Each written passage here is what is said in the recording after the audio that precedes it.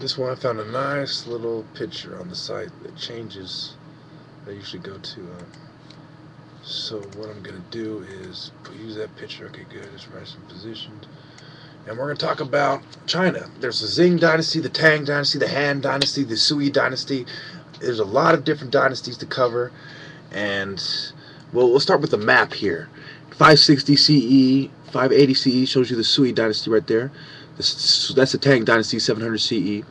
923 CE, that's 1141 CE, Jin, Song, Zhu. That's the Yuan dynasty, 1294. That's the Ming dynasty, 1410. I'd always tell you about the Ming dynasty. The Qing dynasty, 1892. People's Republic, Republic of China. This is 1000 BCE, Zhou dynasty.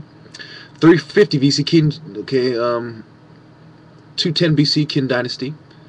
100 BCE, Han dynasty. 262 Wei, Shu, Wu. Those are the three kingdoms. Now, I'm going to start off with Z dynasty in 2100, but it goes back as far as 10,000 BCE if you go with the Neolithic cultures, and you even get a 7,000 BCE, you get the Jahan culture. But they don't have empires and advanced knowledge until after Egypt has its empires. Now, okay, this is according to the historical records and the Grand Historian, the Bamboo Annals, and also History of China website, History of the World website, China.com. I used to use, I even used the Wikipedia for some of the information and some of the, okay, so I'll refresh my memory like I always do, you know. I always, before I give a video, I usually refresh, well, not always, but usually I refresh my memory a little bit, hitting up a few sites, compare what they got to say, make sure I got a superior point of view, then I present it. Sometimes I put it in a way that it seems wrong at first, but then I elaborate on the next video. Anyway, we go back to the Bamboo Annals that founded the Xia dynasty. We're talking about 4,200 years ago, etc. And then the dynasty ends around 600 BC at the Battle of Mingtao. Then we go into the Shang dynasty. Now, the Shang dynasty may have existed simultaneously, and they eventually rose to power in about 700 BCE to 1046 BCE.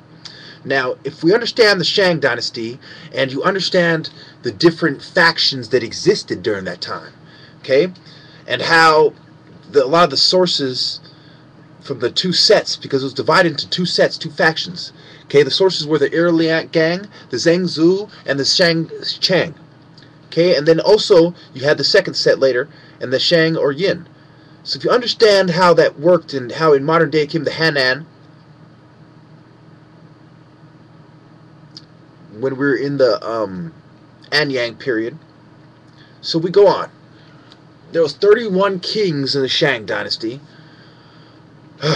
from Tang of Shang to King Zhu of Shang. And there's quite a bit of records because they had many historians that lived in the era. And you know, as I tell you the story, the different dynasties are going to be shining there, and you can kind of read a little bit for yourself. I know it's blurry, but I kind of pointed out earlier what they were. And so, really, when the Western scholars are trying to derive what really happened and put it in English for us, some of it may be lost, but you know, it's okay. So all these competing forces, these sets, these different dynasties, the Shang and the the Shang and the Xia, and also the Zhou dynasty was another one, Z-H-O-U. So when we're talking about what comes next, I believe it was the Zhou dynasty, Z-H-O-U, and it's also one of the ancient dynasties. It's from 1046 BCE to 256 BCE. It's important to notice that these dynasties are taking place during the dynasties of Egypt. For example, you have the 25th dynasty around 750 BCE, right? So that's the Nubian dynasty. So the Nubians are in Egypt, taking over control from the less black Egyptians during that period, that these people are all the way over here. And if you go back to the beginning of the dynasty, it's just a couple hundred years after Sargon, the Xia dynasty, 21 BCE. And before that, you have the cultures that came before. The Jiahu culture is before the Sumerians have evidence of being around, but we know they're around. But before their evidence, archaeological evidence of Sumerians, we have archaeological evidence of the Jiahu culture. So the Chinese were over there doing their thing. They were not in Egypt doing their thing.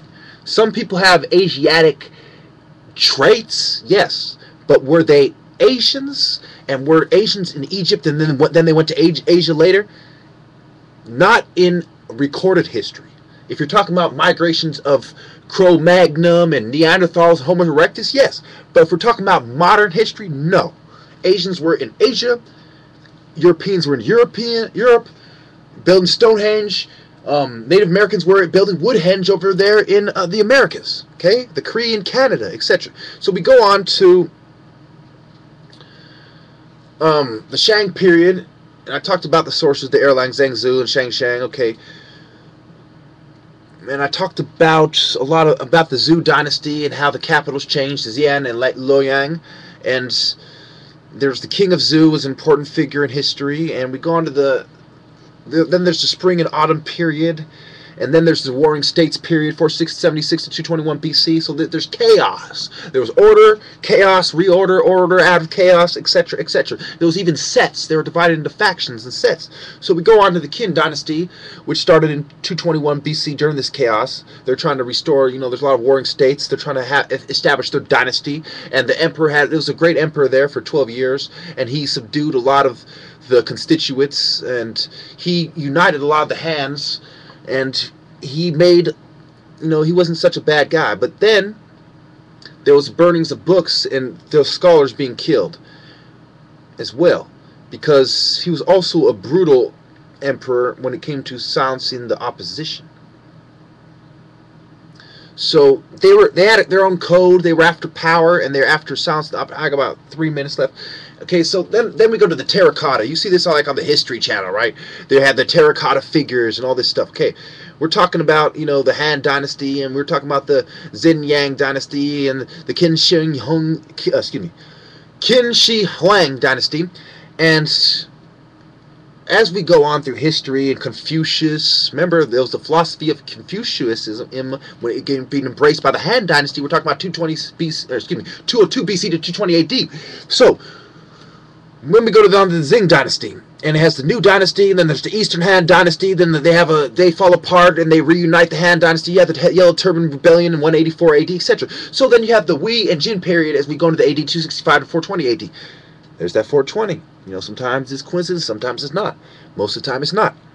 And remember, they had the lunar cycles in the Vietnam War and the Vietnam-China War. Remember, this is key, man. The Japanese colonization of China, and even Bruce Lee touched on that. You got to understand the Yellow River and the Yangtze River. You have to understand the Di People Rebellion. You have to understand all this stuff to understand where everyone was and to rule them out in any debate at any given time and place. So, just like the Eastern Han Dynasty, the Eastern Jin Dynasty, and Jin is a word in Islam that means evil, and everything's tied in together. Buddhism, Taoism, they're coming together. Confucius was being embraced. It's coming together. It's coming alive. The different religions, the different symbols on the different Asian banners. Okay, the different Asians, the parallels between the coat of arms and the Asian banners. You got to understand the symbolism that came down for the secret societies and cults that were derived from Babylon and Egypt, and the Silk Road reached Asia as well. So what is the connection between the Silk Road and Africa and the stealing of the knowledge? Well, we're going to have to get to that next one, because we've got to talk about the 5 dynasties and 10 kingdoms in the 1 minute we have left. So, there were several capitals, as I told you about the shifting capitals, just like you had the shifting capitals in Nigeria from Lagos to Abuja.